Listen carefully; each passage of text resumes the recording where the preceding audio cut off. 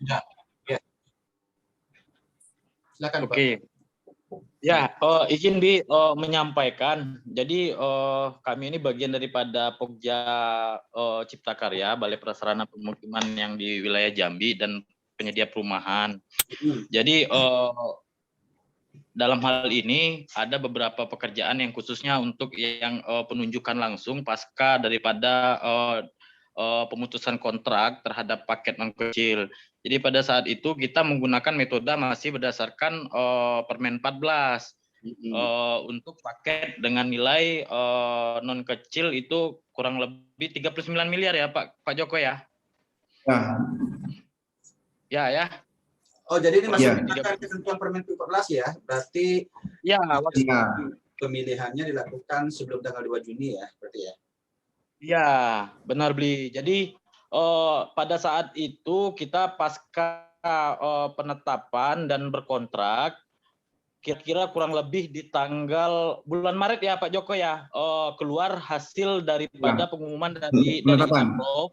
Ya, pasca penetapan bulan Maret, keluarnya pengumuman itu penetapan dari LKPP Mei ya. Juni. Tanggal 3 seingat saya. Ya, tanggal 3 bulan Mei ditetapkan bahwasanya perusahaan tersebut di blacklist atau masuk dalam daftar hitam. Dan penetapan itu berlaku mundur, terhitung di bulan Februari. Jadi pengumuman itu pasca ditetapkannya pemenang oleh kita, perusahaan ini udah berkontrak, udah berproses, barulah ditetapkan oleh LKPP dan terhitung mundur. Jadi kenaan dengan itu, Bli, kami mohon pencerahan dari Bli nih. Apakah kita masih menggunakan Permen 14 untuk menindaklanjutin surat dari PPK terkait dengan pemutusan kontrak dan sudah diaudit juga oleh mereka bahwasanya ini siap untuk dilaksanakan penunjukan langsung gitu lebih. Oke. Satu dulu bahas ya. Pertama adalah ketentuan yang digunakan proses pemilihan ini adalah ketentuan dari sebelum Perlem 12 atau Perpres 12 ya, gitu ya. Jadi kalau ada Perpres itu kan Februari sebenarnya, cuma Perlemnya belum keluar itu pada saat tanggal 2 Juni kalau nggak salah diundangkan, 10 Juni dipublish. Ya. Nah, selanjutnya ini proses pemilihan masih menggunakan bahwasannya ini menggunakan Permen 12 2020 dan di dalam datang di Perlem 12 pun menyatakan dalam hal misalkan proses pemilihannya dilaksanakan sebelum tanggal 2 Juni atau diundangkan, maka seluruhnya mengacu kepada aturan yang lama ya, artinya masih mengacu kepada Permen 12 2020. Dan yang kedua di sini berkaitan dengan daftar hitam. Nah, pada saat proses pemilihan sampai penetapan pemenang, Pokja Pemilihan itu tidak menemukan bahwasannya si kontraktor ini atau penyedia ini ditetapkan oleh blacklist berdasarkan SK penetapan PA, itu ya. Benar Pak ya, Pak? Iya. Nah, betul. Selanjutnya diumumkan oleh Pokja dan disampaikan kepada PPK. Permasalahannya adalah daftar hitam ini, pertanyaan ini ya, apakah SK penetapan daftar hitam ini ditemukan sebelum tender kontrak ya atau sesudah kontrak?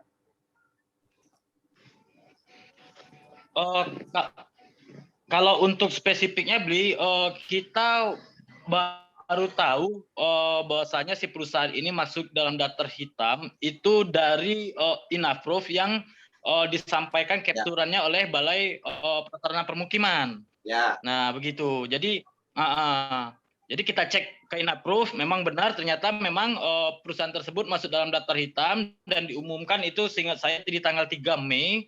Terus berlaku mundur itu di bulan Februari gitu. Nah, sewaktu kita klarifikasi dan pembuktian kemarin, itu si rekanannya atau perusahaannya itu tidak menyampaikan bahwasanya mereka mungkin ada berproses sebelumnya dengan PA atau KPA pekerjaan yang masuk dalam daftar hitam tersebut. Jadi kita secara sistem aja Bu, secara sistem pada saat itu memang tidak ditemukan ada daftar hitam waktu kita mau menetapkan. Ya, jadi gini Pak, oke. Penayangan di LKPP itu bisa saja akan lebih mundur dari penetapan PA ya Pak ya. Bisa saja PA itu tidak melampirkan kepada LKPP ya. Misalkan seperti kasus tadi, misalkan Bapak melihatnya tayangnya itu setelah pemenang, maka tentu ya di sini Pokja Pemilihan tidak memiliki dasar atau ya informasi bahwasannya perusahaan yang akan dimenangkan ini ditetapkan daftar hitam. Permasalahan terjadi ini kan SK penetapan daftar hitamnya itu kan sebelum pengumuman pemenang kan SK-nya dari PA itu dulu. Kalau untuk terkait Pak Joko waktu mungkin Pak Joko bisa bantu Pak Joko. Iya. Gini aja caranya menjawab. Pengumuman pemenangnya kapan? SK penetapan pemenang SK penetapan dari PA itu tanggal berapa? Simpel aja. Pengumuman pemenang yang dilakukan Pokja. Begini Pak. Ya, maaf saya jelaskan sebentar. Waktu penetapan pemenang untuk paket yang kami tetapkan itu belum muncul, Pak Bli. Nah, belum muncul. Belum muncul. Nah, kemudian kita tetapkan di tanggal 19 Maret udah kita tetapkan sebagai pemenang. Kemudian kita rangkum berbentuk BHP kepada PPK. Di dalam penyerahan itu PPK melaksanakan proses-proses apa yang hak dan kewajiban PPK. Kemudian PPK pun sudah mengecek daftar hitam, tidak ada. Kemudian mereka menandatangani kontrak di tanggal 16 April. Nah, kemudian 16 April, kontrak 16 April. Kemudian daftar hitam belum muncul di dalam sistem, belum muncul. Ya, kemudian untuk pas di awal Mei, tepatnya tanggal 3 Mei, itu tayang di Inaprop 3 Mei. Tapi di situ penetapan mundur. Jadi tanggal 3 Februari, mundur 3 bulan. Artinya dimana di dalam aturan. Oke, sebentar Pak. 3 Mei ini baru ditemukan di Enablok EKPP kan.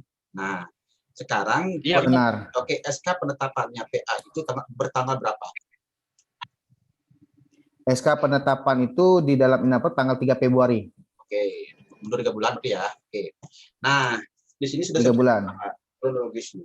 Pertama adalah Pokja pemilihan menetapkan pemenang itu di tanggal 19 Maret, benar ya? Lalu berkontrak tanggal 6 April karena tidak ditemukan daftar hitam, ya sesuai dengan ketentuan di dalam SSUK. Ketika misalkan sebelum tanggal 16 April ini ditetapkan blacklist, maka tentu akan tetap berlanjut dengan kontrak. Kecuali misalkan blacklist ini dengan SK penetapan SK penetapan dari PA tersebut terbukti tanggal misalkan pada saat dilakukan pelaksanaan kontrak, misalnya tanggal ini kan kontraknya tanggal 16 April. Nah, misalkan SK penetapannya itu misalkan 17 April, 18 April itu tentu berlaku surut ya, artinya tidak membuat kontrak yang sedang dikontrakkan tersebut terhenti karena SK penetapan PA-nya itu lebih mundur ya daripada TPP kontrak ya. Jadi kontrak dulu 16 April, misalkan tanggal 17 April ditetapkan blacklist oleh salah satu misalkan daerah ataupun KBJ, maka tentu kontrak tetap berjalan. Itu dulu ya. Jadi tidak membatalkan kontrak yang sedang berjalan. Karena kontrak ini ditandatangani sebelum jadi blacklist. Nah, sementara sekarang kasusnya kan beda. Ya kan? Kasusnya ini hanyalah pada saat tanggal 3 Mei ya, PA dan Pokja saya bilang juga ya, karena Pokja juga nggak tahu ya pada saat di tanggal 19 Maret. Anggaplah sama-sama lah informasinya. Bahwasanya di tanggal 3 Mei baru ditemukan ada penayangan blacklist daftar hitam oleh LKPP berdasarkan Inaprop.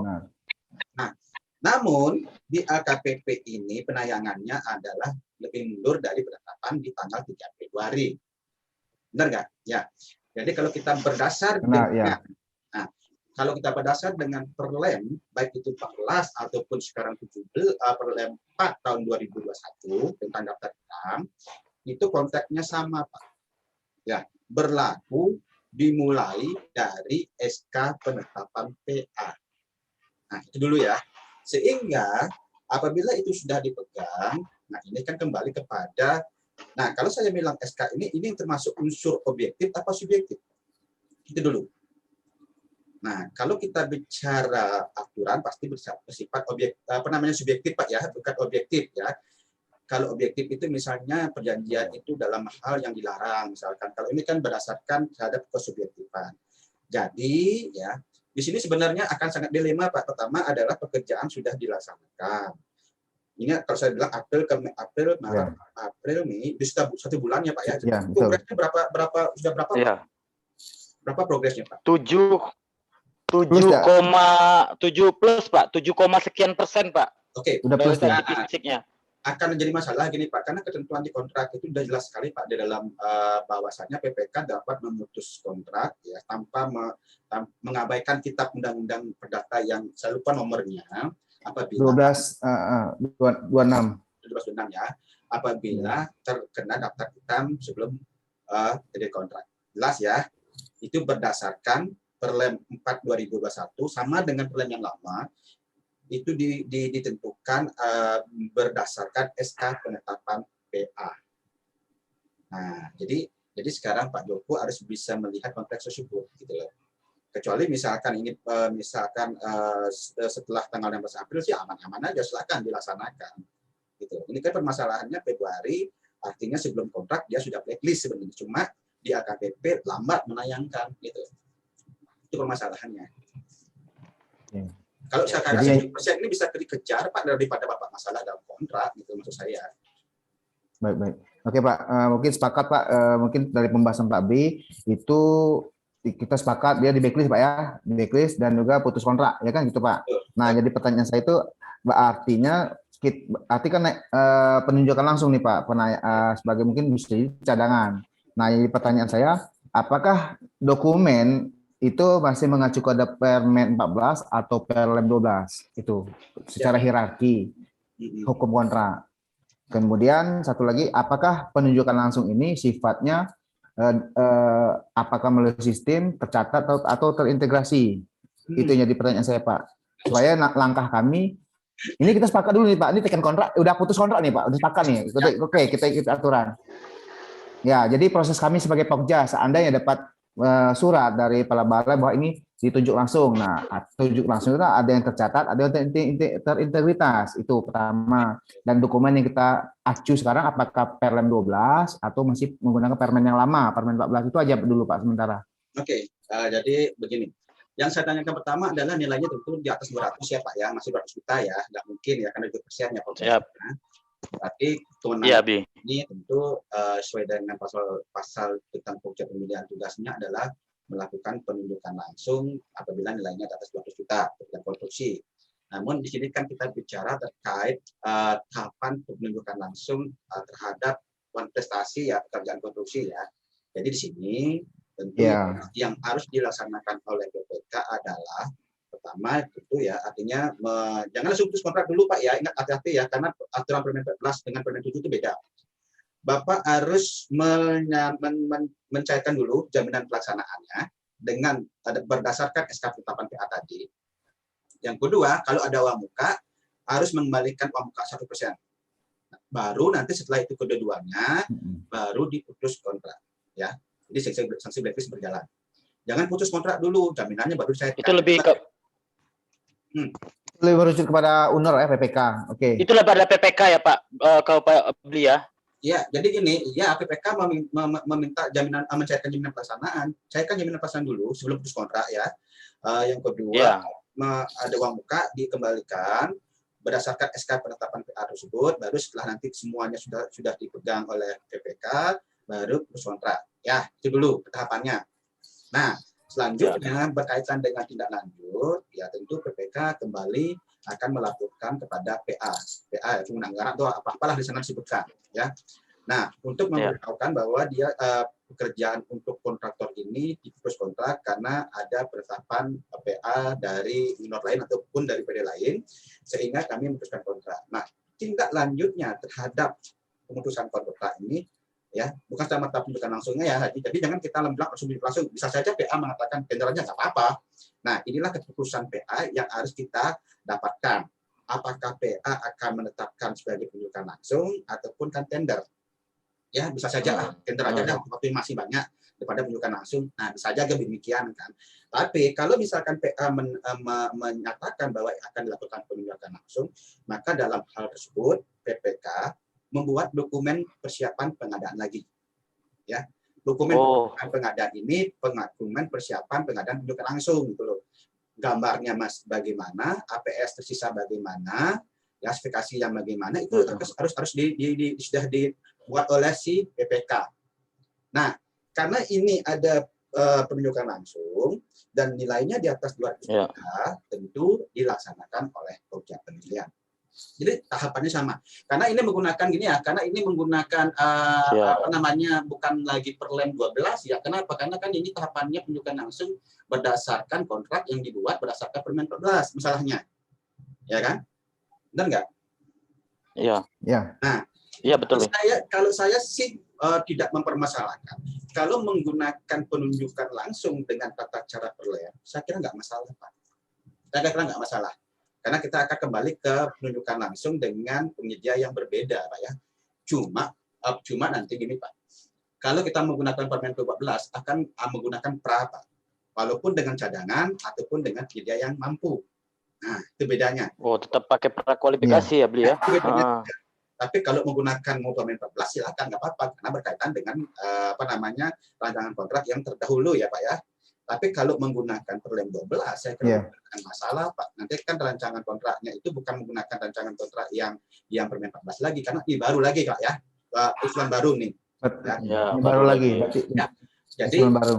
Jadi kalau menunjuk pemenang cadangan, ya nanti tetap dilakukan oleh Pokja Pemilihan, tapi tidak menggunakan prakualifikasi.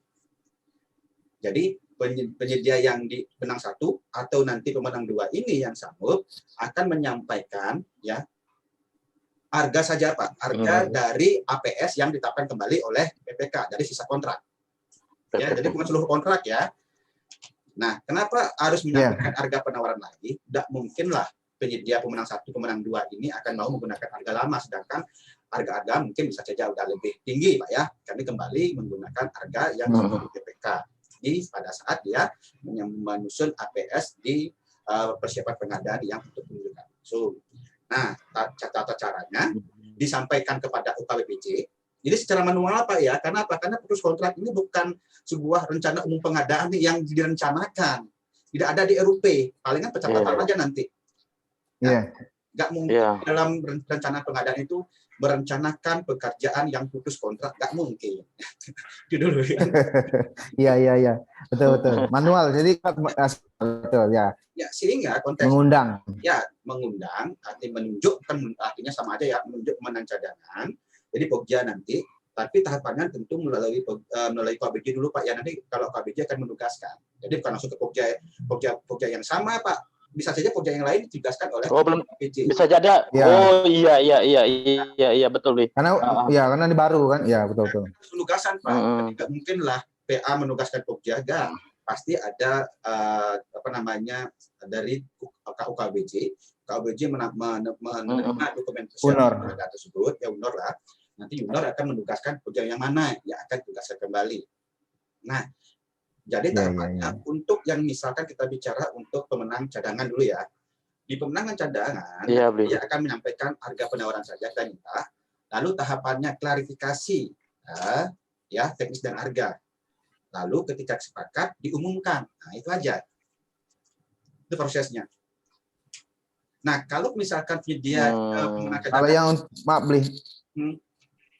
Ya. Kalau yang teknis gimana beli? Teknisnya alat dengan personilnya. Ya, kan itu kan salah satu yang diklarifikasi teknisnya antara alat, personil sama negosiasi. Kalau yang tidak secara aturan yang berlaku. Personil dan peralatan, inilah filosofisnya kenapa kita lebih cenderung ke pemenang cadangan. Karena kan personil dan peralatan yang ditawarkan kemarin itu sudah lulus, Pak. Nggak mungkin berbeda dengan pekerjaan sekarang kan. Kontrak yang tersisa tetap personil itu aja. Ya kan, jadi teknisnya mungkin lebih jadi negonya lebih ke harga saja, Pak. Teknis nggak mungkin lagi lah. Yang teknis kan sudah memenuhi syarat. Harga saja ya. Ya, jadi harga. Tapi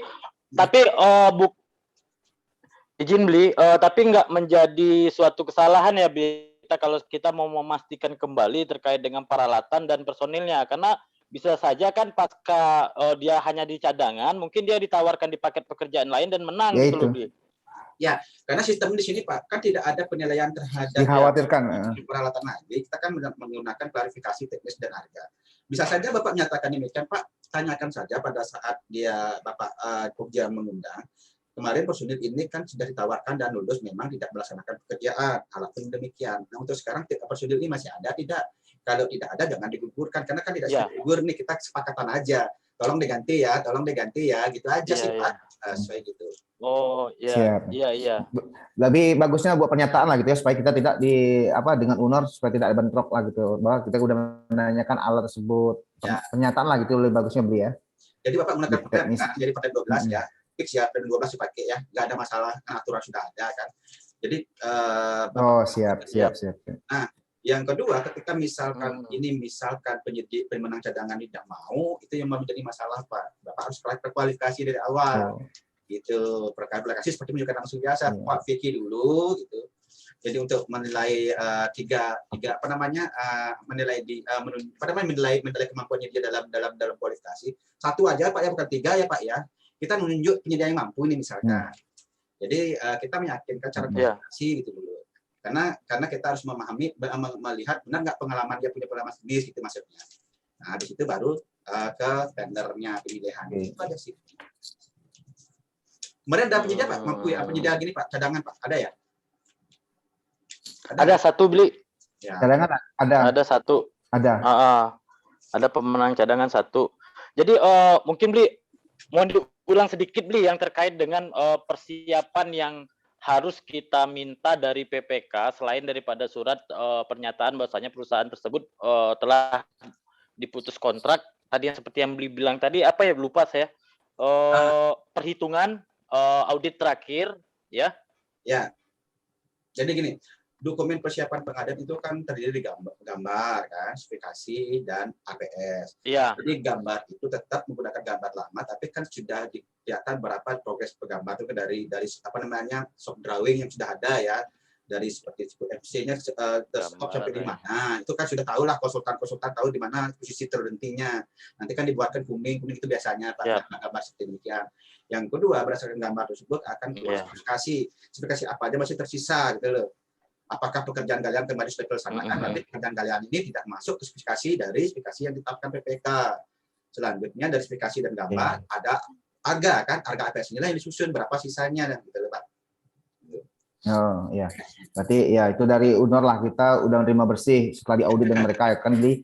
Sekarang yang jadi pertanyaan satu lagi nih, ini di sini kan boleh cadangan satu atau penyedia yang mampu, dia nggak mampu. Nah, seandainya nih cadangan tidak ada, nah berarti yang mampu siapa yang memilih penyedia tersebut? PPK atau Pokja? Ya, jadi di sini yang namanya memiliki kewenangan memilih kan sebenarnya Pokja Pak ya. Jelas ya, menetapkan pemilihan penyedia, berarti dia yang menetapkan penyedia siapa. Jadi Bapak berdasarkan database yang pernah Bapak menangkan kemarin, ya itu kan bisa ditarik kembali Pak, siapa yang pernah bekerja dengan bagus ya, dengan pengalaman sejenis itu jadi tunjuk, nggak masalah. Yang penting dia punya pengalaman itu aja. Iya, oke. Ya, berarti dimungkinkan beliau untuk menggunakan Perlem 12 ya, Bil ya? Bisa lanjutin. Karena kan dokumen persiapannya baru Pak, jadi tidak berkaitan dengan kontrak yang lama ya. Jadi kita ada putus kontrak, tapi kontrak itu sudah putus ya. Jadi kita menggunakan aturan juga tidak masalah. Pak Joko, mungkin terkait dengan yang menjadi bahan perbincangan kita nih menjelang penutupan terkait dengan peralatan yang menggunakan Perlem 1221. Mohon izin beli, mungkin kami sampaikan, kami dari Pokja sebelumnya waktu di Permen 14 hanya untuk memastikan bahwasanya perusahaan tersebut memang benar-benar sangat serius untuk melaksanakan pekerjaan proyek. Itu terkait dengan bukti kepemilikan, itu kami upayakan si calon penyedia ini dapat menunjukkan ke kita bukti fisik aslinya seperti halnya BPKB atau STNK yang seperti yang ditawarkan gitu loh Bli. Nah, untuk yang di Perlem 12 ini kayaknya sangat simpel sekali ya Bli ya. Simpelnya di mana? Simpel, bahkan kalau saya pikir itu gini, fotokopi. Yang fotokopi Bli terkait dengan bukti kepemilikannya.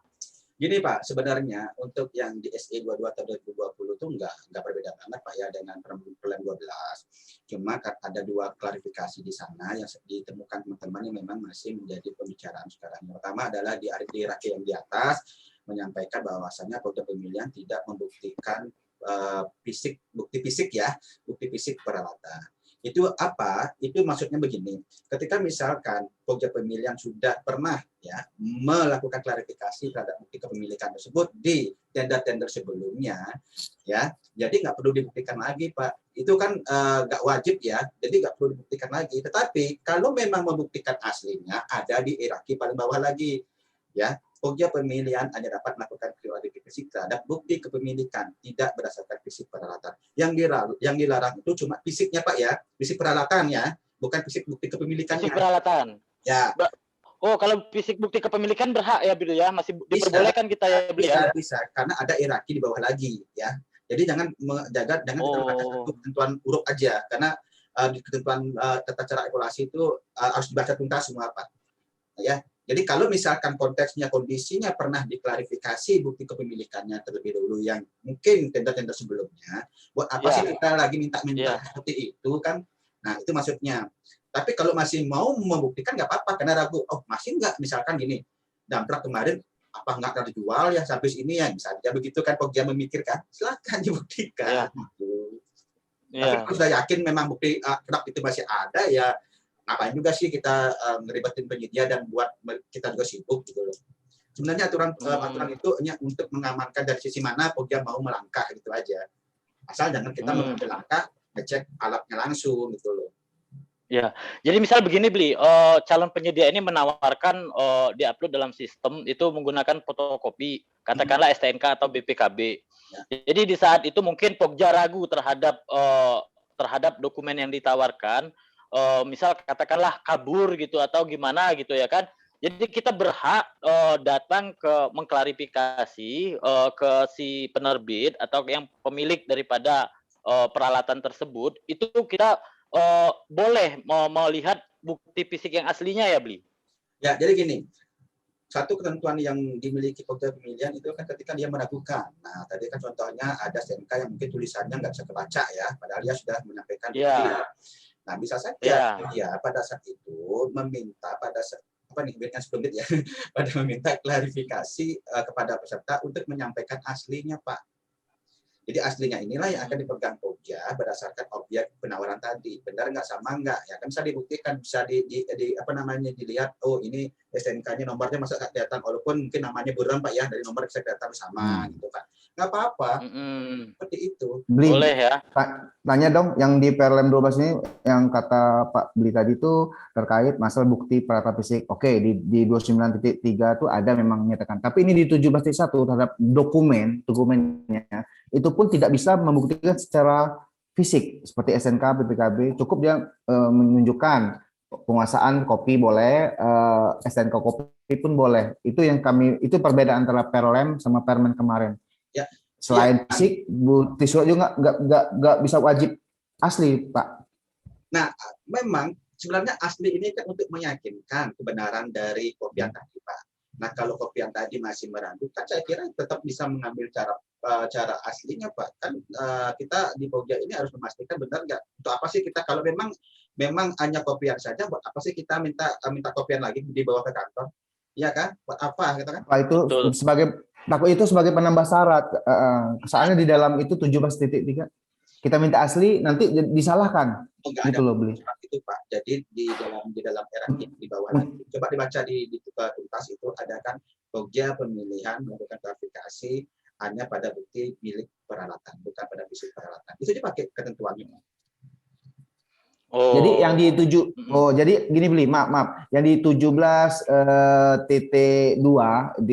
di poin C itu bukti peralatan sewa milik sendiri ataupun yang disampaikan oleh peserta sebagaimana dimaksud bukti A, B, C dan A, B, C dan A, B, C tidak dilakukan klarifikasi secara fisik. A, B, C ini bukti milik sendiri, sewa dan bukti perjanjian itu seperti itu, Pak Bli. Ya, itu seperti bahasa saya tadi. Ketika misalkan saya lebih melihat konteksnya. Ini sebenarnya kan sama ya dengan SE22 ya, waktu kita susun bersama ya di tim DPR. Sama tuh SE22. Itu hanya kita biar nanti mengamankan Pokja juga agar tidak terlalu berat bekerja seperti yang sampaikan tadi. Kalau sudah membuktikan, apa dibuktikan lagi, gitu loh. Tapi jangan salah, Pak. klarifikasi terhadap kurang jelas dan meragukan itu masih ada, maka tempatkan lagi di bawahnya pemilihan pemilihan dapat melakukan klarifikasi fisik bukti pemilikan, tapi tidak menyampaikan, tidak melihat bukti peralatan. Oh, boleh ya berarti ya. Oh. Ya. Iya, itu sebenarnya ranah-ranah kayak Pak Joko aja Pak Taufik ya ikutnya nanti tanggal 24. Biasanya saya sudah siapin slide sedetail-detailnya loh buat Bogja. Sampai sekarang ini bisa duduknya. Oh, tanggal berapa, Bi? Tanggal 2 sampai 4. Nanti gelombang 2 juga ada. Sekarang sih nggak bisa masuk, udah penuh banget. Berbondong-bondong nih teman-teman. Selanjutnya tanggal berapa, Bi? Gelombang yang kedua? Ini tadi saya masuk, nanti kirimkan linknya, baru dikirimin linknya. Siap, Bi. Siap. Boleh. Iya. Banyak masih mau pelajarin juga tuh terkait masalah rumusan-rumusan evaluasi berbentuk untuk evaluasi rumusannya itu, apalagi konsultan itu ya, mau belajar juga tuh beli. 9-11 Pak, 9 sampai tanggal 11. Kalau 10 lagi 9 sampai tanggal 11 yang gelombang kedua. Beli kita daftar beli. Yang jelas kita dulu. Ya daftar dulu berapa orang. Soalnya banyak pasukan nih. Setiap OPD itu ada 10, 20, 15. Ini diskusinya 16. Ya gitu. Nah, gitu. Jadi, oke, Pak Joko gimana Pak Joko? Ya. Siap beli udah jelas. Yang pertama, kalau saya menyimpulkan secara pribadi, nggak bisa saya Pak, kalau apalagi pembahasannya seteknis ini, bagaimana bisa jelasin di WhatsApp ya. Harus ini. Mungkin kalau offline lebih bagus. Iya beli, betul beli. Bisa tulis-tulis di papan lebih enak ya, ini nggak bisa apa-apa. Lebih enak lagi. Nah, jadi penunjukan itu ada batas limitnya nggak ya? Kalau dipercepat, karena kan ini tidak darurat. Kalau darurat kan mungkin prosesnya bisa sehari 2 hari kan kalau darurat. Atau bisa mungkin dikerja dulu. Kalau ini kan kita tidak darurat. Dengan konteks dari pengundang penyalur mampu tuh penyedia pemenang cadangan tuh sih nggak sampai lah 3 hari, 2 hari selesai. 1 hari pun juga bisa. Dokumen persiapan pengadaannya lengkap dulu gitu loh. Itu aja sih. Terkendala kan. Berarti harus ada rapat dulu lah, review dengan PPK dulu, dokumennya disiapkan dulu ya. Kita pakai dokumen yang baru aja kan. Ya, kalau dokumen yang baru tuh ada tuh, kalau Permen 14 saya baca nggak ada itu beli apa terkait masalah penunjukan langsung setelah dipenunjuk. Tapi kalau yang di Perlem 12 ada. Jadi di masa kontrak. Kalau yang cadangan ini saat sebelum SPPBJ, kalau Permen 14 agak sulit kalau di Permen yang lama. Ya. Kalau Perlem 12 ini memang ada clue-nya di saat kontrak. Ya. Itu ada clue-nya, bisa naik cadangan atau ya pemutusan sepihak. Ya. Udah jelas lah. Paling itu yang bisa. Iya, ya, kalau mengacu di Perlem 12 itu jelas tuh. Yang ingin saya pastikan, karena ini masih menggunakan ketentuan Permen 14 untuk pemutusan, maka tolong jaminan pelaksanaannya itu dicairkan, uang muka itu dikembalikan berdasarkan dari surat PA blacklist tadi, baru putus kontrak usulkan blacklist. Itu aja. Jangan diputus kontrak dulu ya. Itu aja paling kami tanyakan ke UNOR. Iya, itu yang kami tanyakan ke UNOR nanti. Ya. Dipastikan. Beli yang acaranya sama Pak Putut ya beli ya? Sama Pak Putut ya beli ya? Iya, ada saya lihat kemarin. Ya ada Putut juga, iya. Iya. Oke, siap beli. Oke. Makasih. Beli, makasih banyak ya beli. Iya, berarti nanti untuk segininya stop ya, udah ya. Siap. Ya.